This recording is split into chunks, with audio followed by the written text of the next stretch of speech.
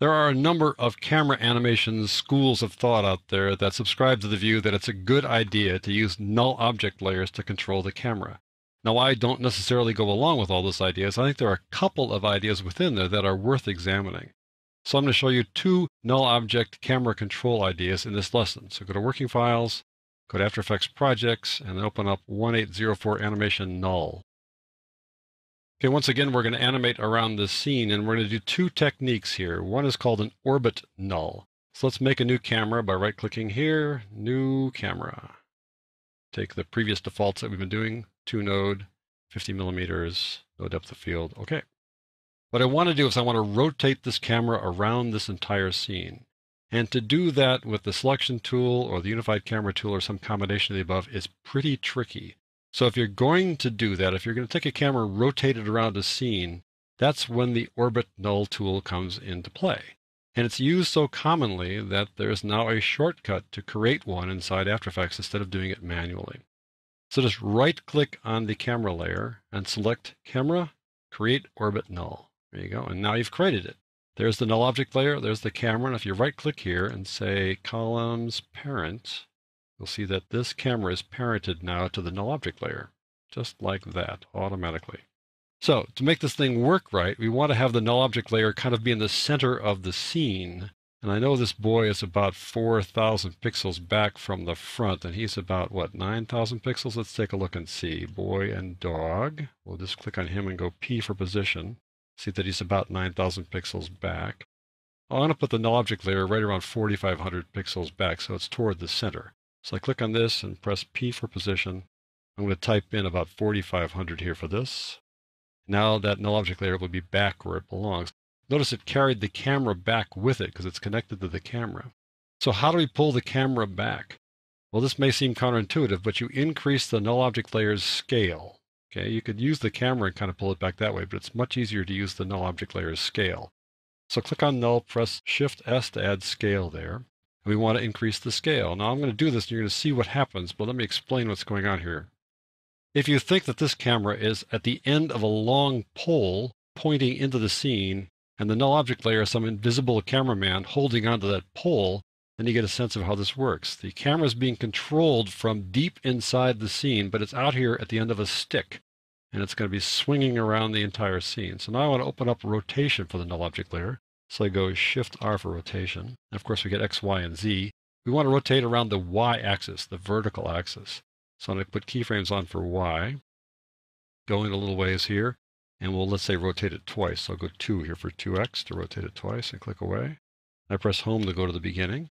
And now we're going to rotate around the entire scene. We're going to take the camera and whip it around the outside of the scene here. So here we go.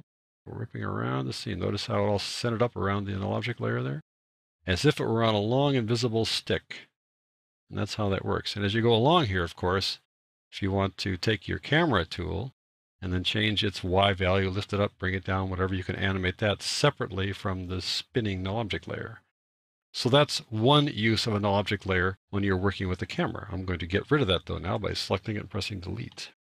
There's one other use for the null object layer, and that is to connect the null object layer to the point of interest, because the point of interest is hard to see sometimes because it blends in with all the other keyframes and it's the same color as the camera track. So I'm going to open up the camera just to show you that, and I'll go over here to 2 views like this. And I'll just click on the camera so you can see it here. And there's that little purple line. If I zoom out a bit by going Control- there, let's click on the camera again. And boy, the point of interest is way up there because that's the last place we used it. So sometimes if it's, let's say, moved someplace else, if we got it down here and it's tucked away inside the camera, let's say you're near one of these points, it's kind of hard to pick it out sometimes from all the various keyframes as you make a track. So to simplify that, you can create a null object layer and then use an expression to connect the camera point of interest to that null object layer. So I'm going to right-click here and say New Null Object. There we go. And what I want to do is I want to connect the camera point of interest to the null object layer's position. So the first order of business is that I want the null object layer to be at the exact position of the current point of interest. It's important to do that. It's best to get that thing connected to exactly where the point of interest is now, so it's more intuitive later. So I'm going to open up point of interest for the camera by going A, which is anchor point normally, but here it's point of interest. And just click on this and go Control or Command C to copy it. I'm going to go to the null object layer and open up its position by pressing P. I'm going to click on that and go Control or Command V to paste it. But it won't work because this is not 3D yet. It's only 2 dimensions there. So click on 3D like that. And now I'll go Control or Command V, and that'll give the exact same figures to the null object layer. It's now where the point of interest is. So now I'm going to hold on the Alt or Option key and click on the toggle animation switch to turn on expressions for the point of interest, and take that pick whip and drag it up to position there. That'll connect the point of interest to the position. So now you'll have a little red thing there where the point of interest is along with the point of interest. If I click on the null object layer to make it active, you can see it there. If I click on the camera, you see this, but there's still a little bit of a red thing there. So I need to click on the null object layer. Now if I want to move the point of interest now, I just go to X. There it is, and I drag it to the right. Now we're moving point of interest by moving the null object layer.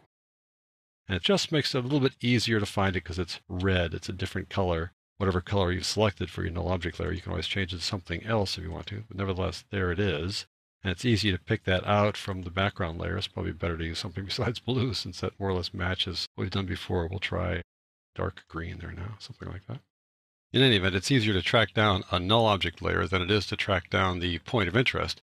And you also have the added advantage of being able to control the point of interest from within the comp panel now too. So there you have it, 2 ways to use null object layers to control the camera.